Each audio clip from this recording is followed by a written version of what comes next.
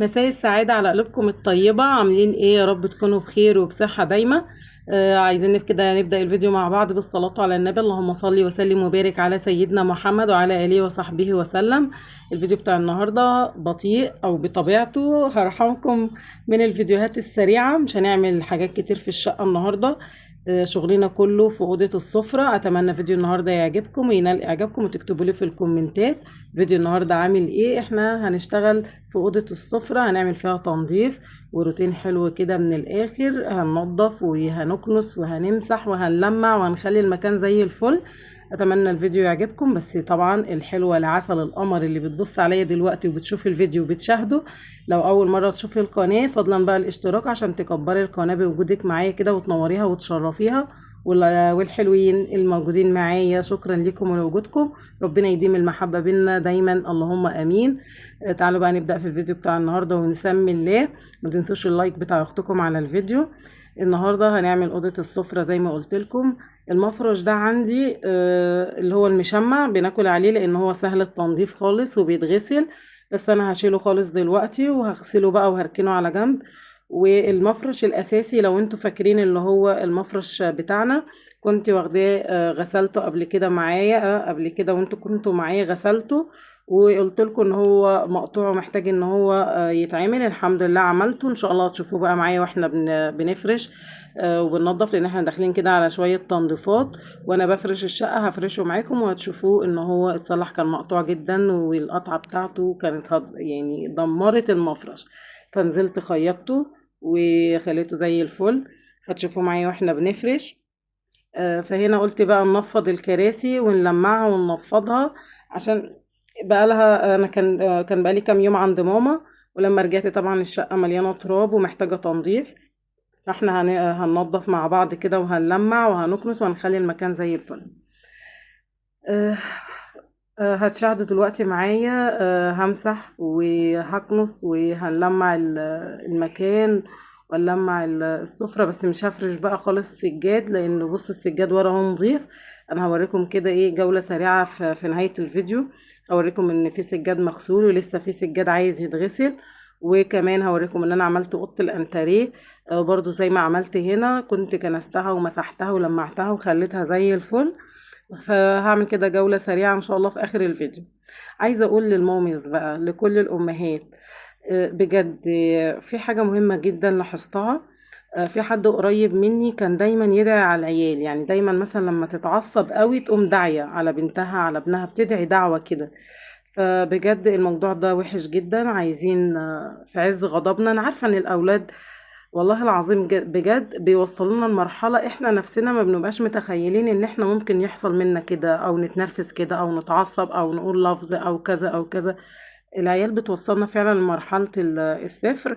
بس برضو عايزين في لحظة غضبنا نمسك نفسنا، وبدل ما ندعي عليهم نقول الله يهديهم.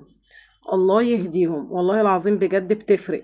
لان ممكن تكون الدعوة بتاعتك دي في لحظة استجابة او ساعة استجابة او باب السماء مفتوح.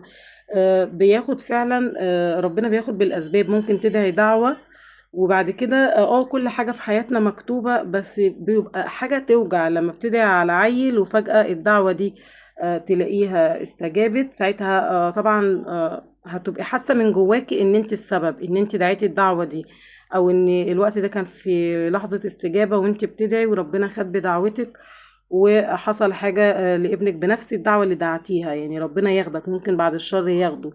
إلهي تروح مثلا حاجة تخبطك، تبص تلاقيه جاي عامل حادثة. روح إلهي تقع أو يحصل لك حاجة بحق ما انت حرق لي دم، تبص تلاقيه وقع أو رجله اتكسرت أو ايده اتكسرت.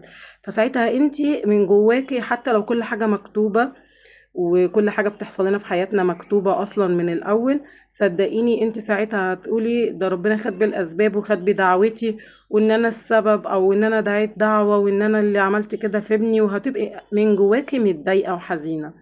واحنا عمرنا ابدا ما هنقبل ان حاجة تحصل لولادنا، لان قلبنا بيتوجع، قلبنا بيتوجع جدا.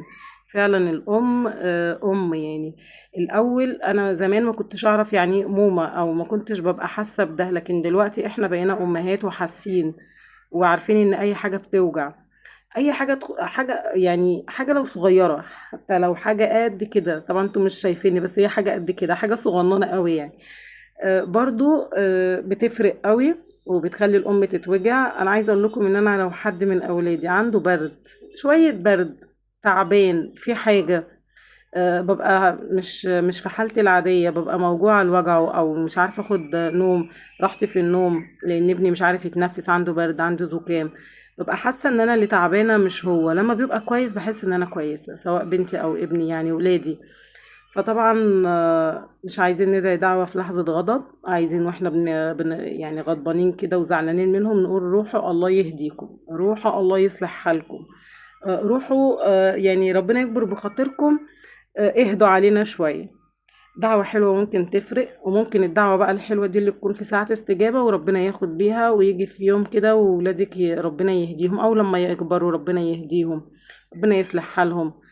فأهم حاجة الدعوة، مش عايزين ندعي على أولادنا حتى لو من ورا قلبنا، لأن احنا بندعي ونقول أكره اللي يقول أمين. يعني أنا أدعي بس ما حدش يقول أمين، ولا أنا حتى نفسي أقول أمين، بتبقى دعوة من ورا القلب بس بتبقى من اللسان، وساعات القلب بيبقى محروق ومتضايق، فهنا الدعوة ممكن تستجاب وده غلط. فربنا يهدهم لنا يا رب ويحفظهم. انا هنا يا جماعة نرجع لمرجوعنا هنا للفيديو. طبعا انا بتكلم وانتوا بتشاهدوا. هنا اوضه السفرة، انا شلت السفرة من مكانها خالص، جبتها قدام شوية زي ما انتوا شفتوا علشان اكنس وامسح تحتها وبعدين نرجعها على نظافة.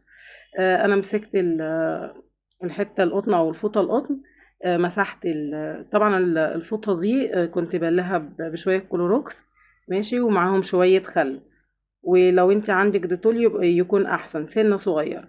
وبعدين بنبتدي ان احنا نمسح اي حاجة بقى، اي ترابة. انا مسحت الخشب من تحت، اللي هو بتاع كراسي السفرة، والسفرة من على الوش، وكمان الحتت اللي كان فيها تراب في النيش. انا هنا كنت بقرب عليكم الكاميرا بوريكم ان المية اللي انا همسح بيها مليانة رغاوي وحاجة عسل كده. فيهم شوية رغاوي حلوين، شوية اريال على شوية شاور وشوية ديتول وشوية خل ورغاوي حلوة كده، وبعدين قلت امسح بيها. تمام.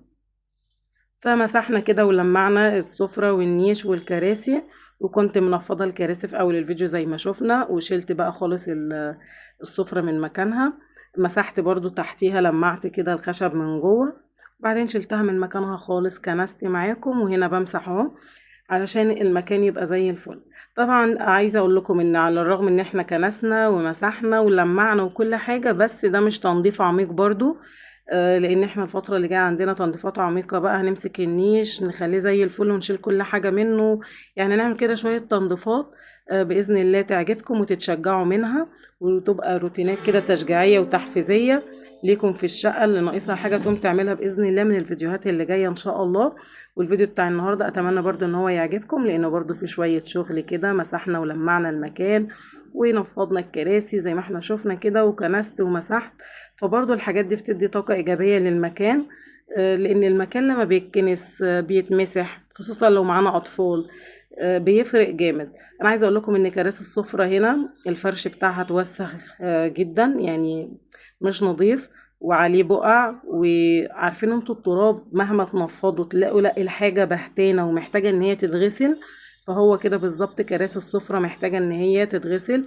طبعا الفترة اللي جاية هنعمل مع بعض تنظيف عميق بقى، تنظيف عميق لكراسي السفرة، هنغسلها مع بعض ونسيبها تنشف، وهوريها لكم قبل وبعد، وان شاء الله الطريقة تعجبكم. وكراسي لو عندكم كراسي برضو محتاجة ان هي تتغسل، الفيديو ده بإذن الله، الفيديو بقى اللي جاي اللي هنعمله مع بعض الغسيل كراسي السفرة، ممكن على الناشف وممكن بالمية. هوريكم الطريقتين ان شاء الله بإذن الله، لان فعلا الكراسي عندي محتاجة تنظيف ما حصلش. محتاجة تنضف. اتوسخوا جامد. فان شاء الله استنوا الفيديوهات اللي جايه باذن الله، واكتبوا لي في الكومنتات النهارده ايه رايكم في الفيديو. احنا كده خلصنا الجزء ده خالص كده. هنبتدي ان احنا بقى مع بعض نكمل مسيح. هنمسح الجزء اللي قدام السفرة بقى. طبعا انا لما عملت تحت السفرة وكنست ومسحت وكده، برضو لمعت كده تلميعة خفيفة مطرح ما انا واقفة، بس قلت لا، ما برضو لازم انزل شوية مية اللي فيهم رغاوي دول، وابتدي ان انا امسح بقى. المسحة هنا بتفرق، بتحسوا فعلا ان المكان نضيف وبيكون في ريحة حلوة.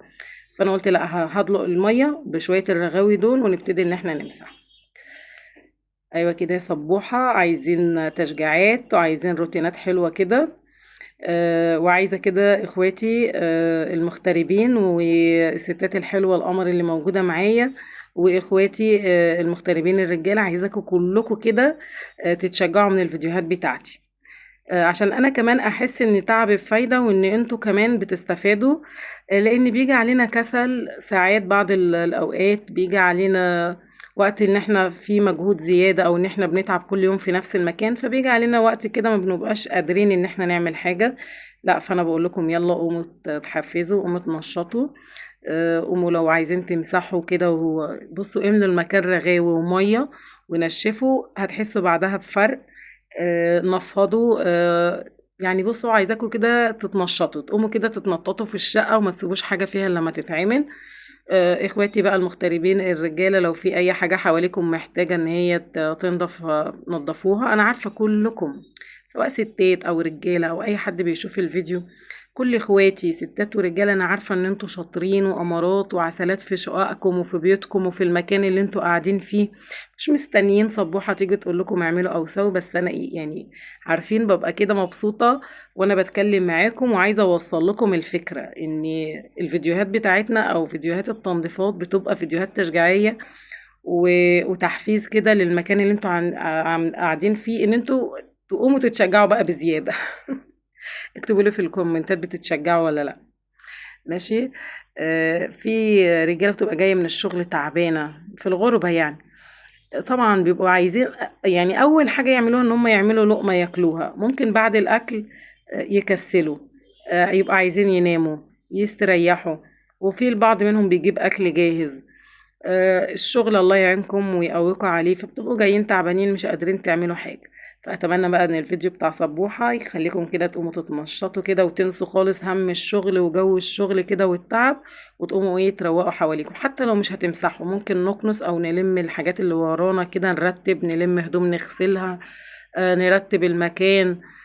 يعني مش شرط اللي هو تنظيفات عميقة كده ومسح، لا، ممكن على قد مجهودكم. انا عارفة ان انتوا بتبقوا تعبانين، ممكن نسيب الشغل اللي هو الكتير قوي التنظيفات العميقة ده مرة. يا سيدي احنا هنا في كستات ممكن كل 3 ايام، كل اسبوع، ممكن انتوا كل 10 ايام، براحتكم انتوا، براحتكم، طلعي عينكم على اللي انتوا فيه. بس على الاقل هنرتب مكاننا، هنروق، هنكنس، نعمل لقمة لنفسنا، مش كل حاجة من بره. الحاجات دي بتفرق. فأتمنى ان الفيديوهات تكون بتعجبكم كده، وتكتبوا لي في الكومنتات يا صبوحة لا فيديوهاتك بتشجعنا. واخواتي الحلوين البنويت اللي موجودة معايا، في انسات لو موجودة معايا، يلا شجعي كده وفاجئي ماما وقومي يلا اتنشطي، وفاجئيها ان انت بتروقي او بتكنسي او دخلتي تعملي لها اكل. عايزة كده البنات الحلوة اللي موجودة معايا برضو تتشجع كده وتفاجئ مامتها. والستات بقى الكسلانة، لا مش عايزة كسل، عايزين تحدي الكسل يا جماعة، تحدي الكسل. عايزين نتنشط ونبعد عن الكسل خالص. الجو حر وهمدان وفرهضة، بس بجد عايزين نتنشط كده، وشوية الرغاوي اللي هتعمليهم هيفرقوا معاكي.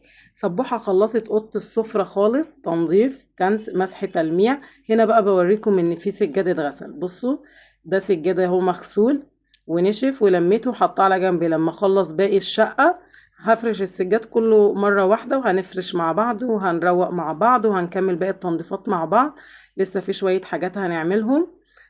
فان شاء الله نبقى نفرش السجاد مع بعض. انا هنا خلصت السفرة.